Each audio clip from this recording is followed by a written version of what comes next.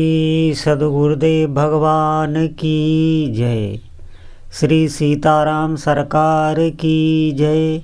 श्री राधा रमण लाल की जय। श्री गौरी शंकर महादेव की जय।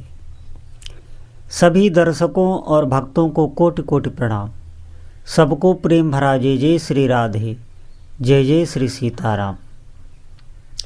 जितने भी साधक हैं, भक्त हैं, बहुत ही महत्वपूर्ण विषय है और सभी साधक बहुत ही ध्यान से सुनेंगे।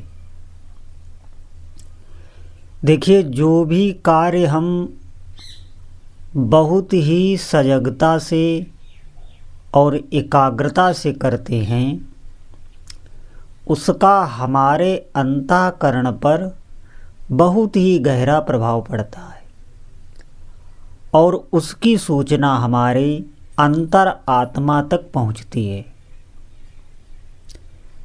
अगर हम किसी भी बात से बहुत दुखी हैं, कोई भी हमारे जीवन में प्रतिकूलता है और वो प्रतिकूलता हमें आगे नहीं बढ़ने देती,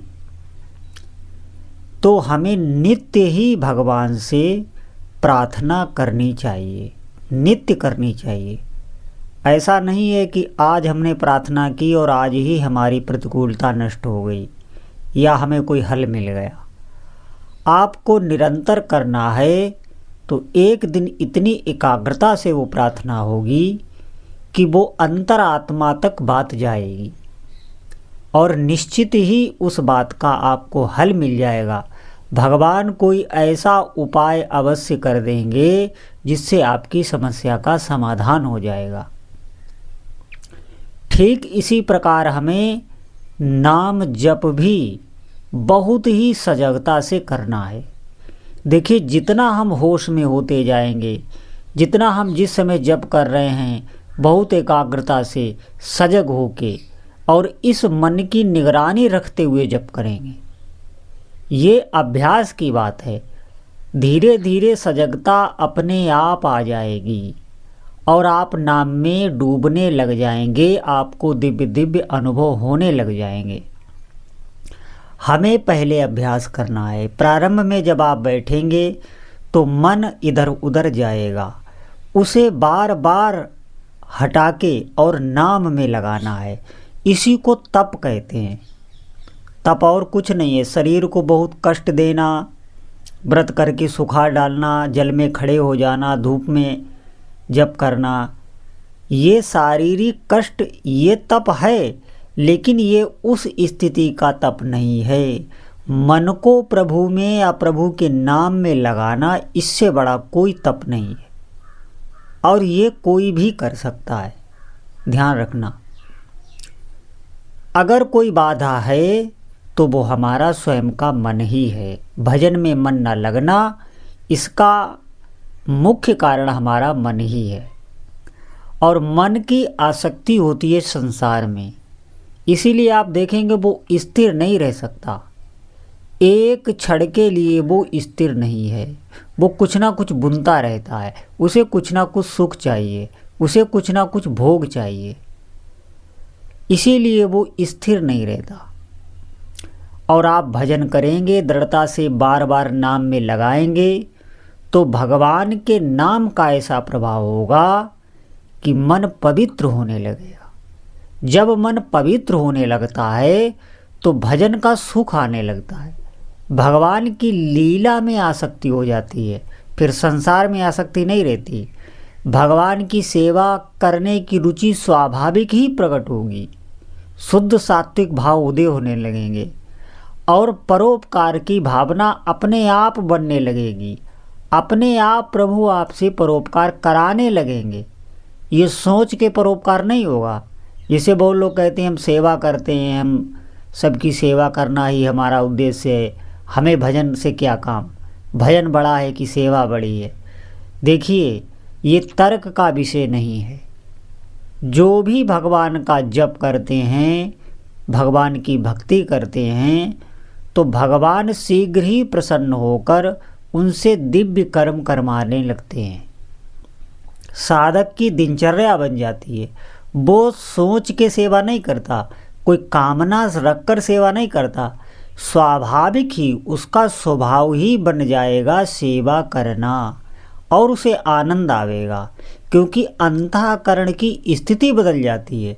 जो सुख हमें अभी भोगों में आता है वही सुख आपको भजन में आएगा, भगवान की सेवा करने में आएगा, भगवान को भोग लगाने, भगवान की आरती करने।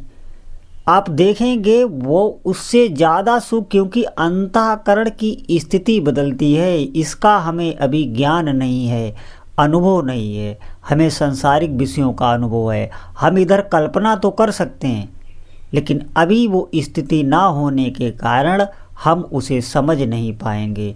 जो आनंद हमें भोगों के सुख के और सुख का जो चिंतन है उसमें आता है, वही आनंद आपको भजन में, भगवान की सेवा में, भगवान की लीला कथा के श्रवण में आपको आने लगेगा, क्योंकि भगवान आपके अंतःकरण को परिवर्तित कर देंगे।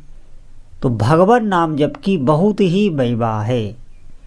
और जितने भी साधक, भाग्यशाली साधक हैं जो सुन रहे हैं, निश्चित मानिए आप सावधान हो जाएं, भजन के प्रति बहुत ही सावधान हो जाएं। नित्य आपको अधिक से अधिक नाम जप करना है, नित्य ही। कोई दिन ऐसा ना हो अगर आपने थोड़ी भी ढील दी कि आज का जप हम कल पूरा कर लेंगे, तो आपका मन वही ढील पकड़ लेगा। इसको थोड़ी सी भी जगह नहीं दी जाती भजन साधन में, कड़ाई से पेश आना होता है। तो आप देखेंगे धीरे धीरे ये लगने लगेगा। इसीलिए सभी साधकों से प्रार्थना है कि आज से ही अधिक से अधिक भजन करें। मनुष्य जीवन का लक्ष्य ही है भगवान का भजन करना। नहीं तो भोगों में अगर हमारा जीवन गया तो ये बहुत सुनहरा अवसर हमारे हाथ से चला जाएगा। निश्चित आप समझें, ये चला जाएगा और दोबारा हमें मनुष्य जन्म मिले कि नहीं मिले इसकी कोई गारंटी नहीं है। ये अवसर हमें प्रभु ने बहुत ही कृपा करके दिया है। वर्तमान समय को हमें भजन में निकालना है। अधिक से अधिक आप भजन करें, एक ही विचार रखें, सजग रहें, ध्यान सहित भजन करें। आप चलते फिरते उठते बैठते भजन तो करें ही, लेकिन कुछ समय निकाल कर ध्यान पूर्वक भजन करें। ध्यान पूर्वक भजन करने से आपकी स्थिति बहुत जल्दी बदले। ध्यान क्या है? भगवान के नाम का ध्यान करना। तो जितने भी साधक हैं आज से ही अधिक से अधिक भगवान के नाम का जप करें। बोलो जय जय श्री सीताराम।